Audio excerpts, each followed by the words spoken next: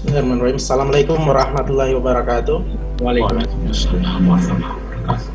Terhormat Bapak Kepala Lembaga Layanan Pendidikan Tinggi Wilayah 9, terhormat Bapak Sekretaris Lembaga, Bapak Kepala Bagian Kelembagaan dan Sistem Informasi, Bapak-bapak, ibu-ibu, para pimpinan perguruan tinggi yang sempat hadir pada hari ini, rekan-rekan operator, baik operator register maupun operator prediktif yang di sekalian, sesuai agenda kita hari ini kita akan mendiskusi beberapa materi teknis. Namun yang pertama itu terkait laporan data dan tata kelola pendataan perguruan tinggi yang insya Allah akan disampaikan oleh Bapak David Aulia Akbar. Kemudian diseminasi dan pemanfaatan PDDT yang akan disampaikan oleh Bapak Pranova Herdianto. Kemudian terkait dengan integrasi sister akan disampaikan oleh Bapak Andrianto Santoso, dan kemudian ditutup oleh Bapak Abdul Nasir yang akan menyampaikan job feeder dan strategi pendataan PDDT sekaligus memberikan laporan hasil evaluasi capaian pelaporan PDDT 2019-1 untuk perguruan tinggi di LLDC Wilayah 9. Nah, ini insya Allah kita akan bagi dua sesi. Yang pertama penyampaian materi, tapi akan disampaikan secara panel. Masing-masing narasumber akan menyampaikan materinya kurang lebih 5 menit. Kemudian kita akan diskusi panel secara bersama-sama, dan sudah ada beberapa pertanyaan dari Bapak Ibu sekalian pada saat melakukan registrasi sudah kami sampaikan kepada punya beberapa layanan ya, dan sudah ada beberapa diseminasi data yang memang sudah dihimpun dan dibagikan kepada seluruh stakeholder kami gitu ya. Ya, data-data yang berasal dari apa yang Bapak Ibu kumpulkan gitu ya. Cuman memang kami ada satu catatan ya. Jadi sejak tahun ajaran 2018-2019 atau sejak mungkin semester 2018-1, kami di PDDikti ini mulai mengkaji data, mulai melihat indikator-indikator kelengkapan data, yang mana pada semester 2018-1 ini kami mencoba mulai dari evaluasi pelaporan aktivitas kuliah mahasiswa. Nah, yang mana ini sebenarnya sudah Bapak Ibu tahu juga ya, bahwa kami melihat bahwa masih adanya perguruan tinggi yang memang belum melaporkan status aktivitas kuliah mahasiswanya ya. Sehingga kami melihat apakah ada mahasiswa yang masih unknown statusnya atau tidak diketahui statusnya ya. Karena statusnya ini kan memang sudah kita state betul bahwa ada status aktif, nonaktif, ya, cuti, double degree, ya. Nah, ternyata ada mahasiswa yang belum dilaporkan statusnya. Nah, ini kami meminta betul kepada seluruh perguruan tinggi agar segera melaporkan, ya, segera melengkapi data-data ini, ya. Sehingga ketika dalam hal diseminasi data, kami diminta untuk menyajikan data, untuk menganalisis data, ya. Jadi dari sisi completeness-nya itu sudah terpenuhi gitu ya.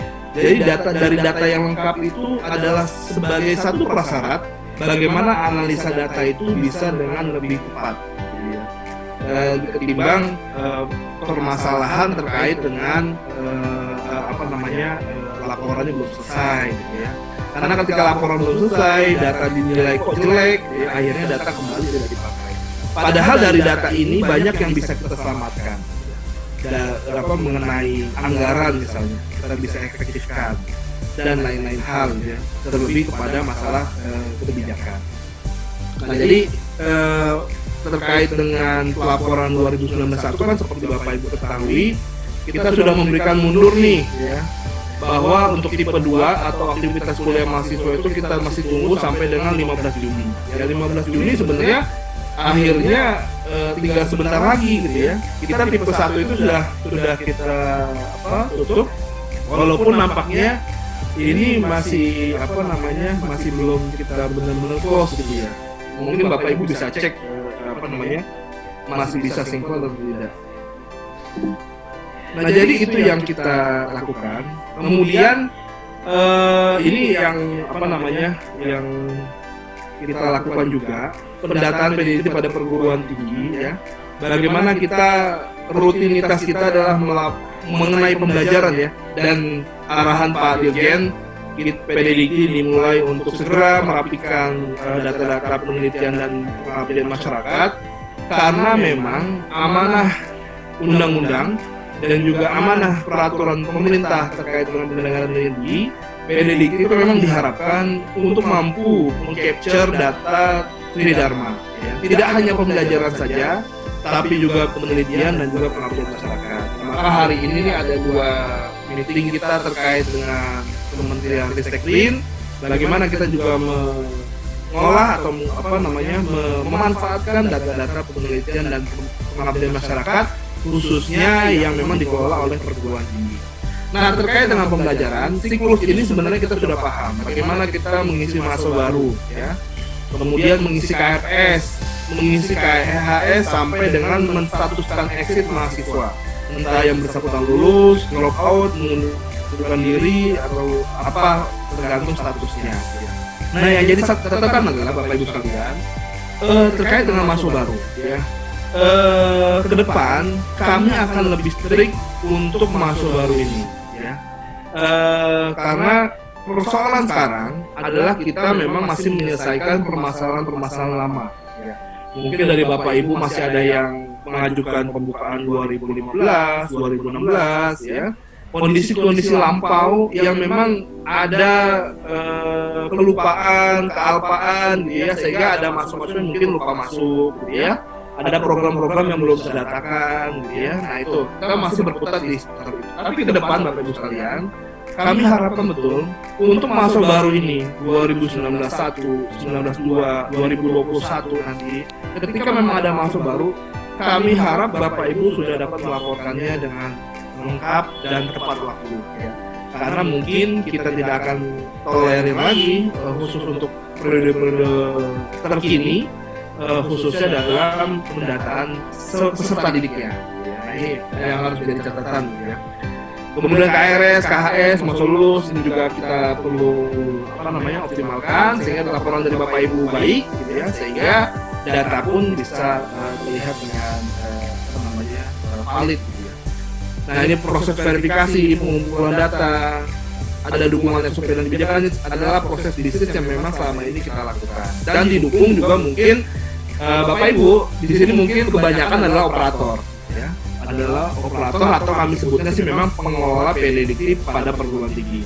Nah, ke depan kami juga akan lebih banyak melibatkan juga peran pimpinan agar setiap data yang Bapak Ibu kumpulkan itu pimpinan Bapak Ibu tahu berapa mahasiswa barunya, berapa aktivitas kuliah mahasiswa, berapa yang aktif, berapa yang cuti. Nah, ke depan kami akan seperti itu, akan melibatkan peran pimpinan agar pimpinan juga aware bahwa Bapak Ibu benar-benar bekerja, Bapak Ibu memang kontang-panting dalam mengumpulkan data, sehingga permasalahan pekerjaan ini mungkin juga tidak dipandang sebelah mata. Karena ini penting, adalah jiwanya atau jantungnya perguruan tinggi. Jadi proses pembelajaran, proses pelaksanaan pendidikan perguruan tinggi memang berjalan, tapi dari data ini akhirnya adalah satu hal yang strategis. Apalagi sekarang itu sudah digaungkan kampus merdeka, ya, kebebasan akreditasi, kebebasan mengambil mata kuliah bagi program S1 dan jenjang lainnya juga, ya. Nah, dari kebebasan itu tentunya kita harapkan kebebasan yang bertanggung jawab. Makanya peran data ini sangat penting, ya. Ini harap disampaikan juga ini ke pimpinannya ketika memang pimpinannya tidak hadir di sini, ya. Jadi pengumpulan berdasarkan persetujuan pimpinan, dan tentunya kami harap juga Bapak Ibu bagi PT yang belum punya sistem informasi terintegrasi, harapannya segera membangun hal tersebut. Karena tadi itu Pak David kan sudah menyampaikan indikator maturitas Nah, PT yang mempunyai sistem informasi ini memang sudah biasanya ada di level 3 dan sinkronisasi ke database PDDT. Kemudian kami juga melakukan layanan penyajian data dan informasi gitu ya.